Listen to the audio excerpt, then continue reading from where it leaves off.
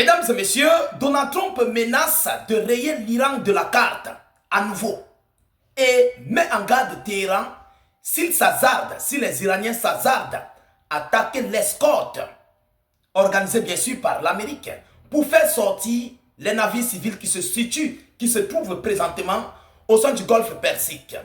Alors, c'est un point de non-retour de ces multiples tensions, mais la question que j'aimerais poser à M. Donald Trump, mais pourquoi est-ce que vous ne l'avez pas fait lors de la bataille de 40 jours?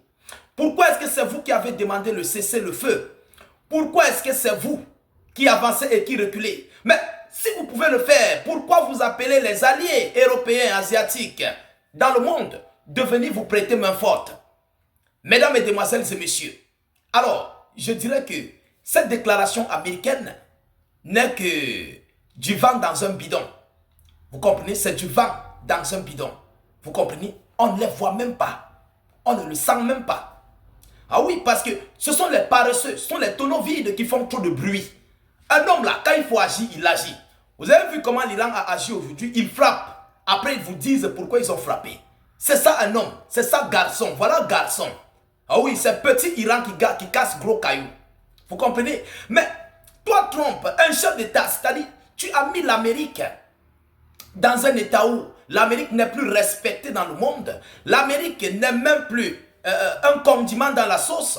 Et tu continues de le faire. Écoutez ce qu'il dit, mesdames, mesdemoiselles et messieurs. Donald Trump affirme que l'Iran sera rayé de la surface de la Terre. On parle là d'un État qui compte 90 millions d'habitants. L'Iran sera rayé de la surface de la Terre s'ils attaquent des navires américains participant à l'opération d'escorte des navires bloqués au sein du golfe Persique. C'est un État qui a 90 millions d'habitants. C'est-à-dire pour Trump, tuer pour lui c'est facile. Faire du mal pour lui c'est bon. Vous comprenez un peu? Non, faire du mal pour lui c'est bon. Tout ça c'est quoi? À cause de quoi? Parce qu'ils sont faibles. Et lui, Trump, commence déjà à calculer peut-être d'utiliser le nucléaire. Mais je vais vous dire une chose. Vous serez surpris lorsque vous allez vouloir même utiliser votre nucléaire contre l'Iran. Ce jour-là, ça serait l'un des mauvais jours pour l'Amérique. Ça serait une sale semaine, c'est-à-dire ça serait marqué dans les archives, dans l'histoire américaine. Vous n'allez pas croire. Vous n'allez pas croire. Vous comprenez? Vous ne pouvez même pas y croire. Parce qu'au niveau où ça va là, j'aimerais bien dire à Trump, s'il est fatigué, qu'il aille se reposer, qu'il aille jouer avec ses petits-fils. C'est très important. Vous comprenez? Mettez beaucoup de j'aime et partagez massivement la vidéoconférence, s'il vous plaît. Partagez-la au maximum. Alors, il dit quoi?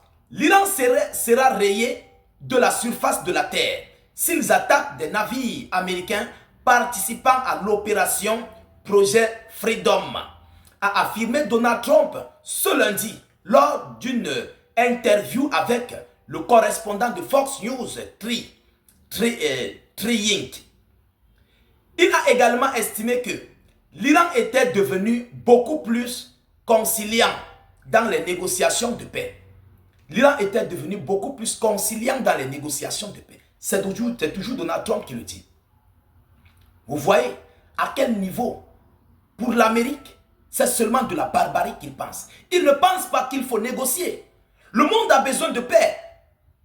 Il faut penser de négocier et voir sur quel terme arrêter ce conflit. Hein? Voir comment mettre fin à cette guerre. Non, pour lui, c'est normal de rayer un pays de la carte. Et il ose, un chef d'État, ose brandir ce type de déclaration. Quel est le respect qu'on va attribuer à toi, Trump, lorsque tu fais ce type d'annonce? Quel est le respect? Mais il faut comprendre une chose. Si vous n'avez plus la capacité de régner dans ce monde, plus précisément dans le domaine militaire, acceptez de porter les sacs de ceux-là qui sont lourds. L'Iran, la Russie, la Chine. Acceptez qu'ils sont puissants que vous. C'est simple que ça. Et puis on va continuer la vie. Vous comprenez? On veut vivre. Nous, on veut vivre. Oui, parce que Trump, lui, considère la guerre nucléaire, et c'est pas quoi, comme un petit jeu, quoi. Oui, comme un jeu. Mais ce n'est pas un jeu. Alors, il continue en quoi disant? Le président américain a également souligné que le renforcement militaire américain dans la région se poursuivait. Le renforcement militaire dans la région se poursuivait, ce qui veut dire quoi en d'autres termes? Il continue d'accroître les forces américaines au sein du Moyen-Orient. Pourquoi faire? Pour celui-là qui veut la paix. Pour quelqu'un qui veut la paix. Bon, c'est ce que je vous expliquais, mais beaucoup d'entre vous ne m'ont pas compris. Si un seul instant l'Amérique avait réellement le détroit d'Ormuz en main, est-ce que ceux qui n'ont pas déjà accosté sur les côtes iraniennes, ceux qui l'ont déjà fait? Oui, c'est que les amphibies américains ont déjà accosté sur les côtes iraniennes depuis belle lurette. Ça, il faut qu'on se dise des vérités. Alors, il continue en disant, nous disposons de plus d'armes et de munitions et de bien meilleure qualité qu'auparavant, a encore déclaré Donald Trump. Il dit qu'ils ont encore plus d'armes et de bonne qualité qu'auparavant. Mais si vous avez les armes de bonne qualité, pourquoi vous avez demandé un cessez-le-feu unilatéral? Monsieur Trump, pourquoi est-ce que vous avez demandé un cessez-le-feu unilatéral? Mais venez nous expliquer. On doit savoir ce qui se cache à l'interne. Ce n'est pas l'Iran qui a demandé le cessez-le-feu. C'est bel et bien l'Amérique. C'est Donald Trump. Il a vu ses avions cargo être coupés en 2 morceaux. Il a vu ses caracasses d'avions être frappés au sud-ouest de l'Iran. Il a vu ses pilotes aller en fumée. Il a compris que Yormani, il faut aller plus précisément dans un cessez-le-feu. Parce que l'Iran l'a donné une raclée. L'Iran l'a donné une paire de gifles et aujourd'hui, il veut bomber le torche à nouveau contre l'Iran. Mais si tu as des armes plus puissantes, pourquoi tu appelles les pays du Golfe au secours? Pourquoi tu appelles l'Europe, l'Asie, la coalition de l'OTAN à venir au secours pour forcer le détroit d'Ormuz? Si vous êtes réellement une puissance militaire au monde, Monsieur Trump, dites la vérité aux Américains que vous avez échoué dans cette bataille. Allons-y en profondeur. Mesdames et messieurs, nous avons du matériel partout dans le monde. Mais tu peux avoir du matériel partout dans le monde et ne rien faire avec. La preuve en est que vous avez apporté, plus précisément les gigantesques navires dans le Golfe, ça n'a rien foutu, ça n'a rien servi. L'Iran a encore son guide suprême, le commandement iranien dans la défense continue de fonctionner, les balistiques iraniens sont en bon état, les missiles nucléaires, plus précisément les sites nucléaires iraniens continuent d'enrichir l'uranium.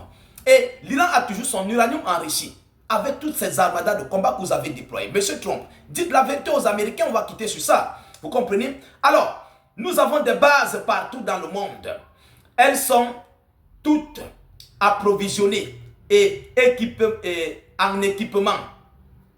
Nous pouvons utiliser tout ce matériel et nous le ferons si nous en avons besoin. Bon, tu as le matériel partout sur les bases militaires américaines au monde.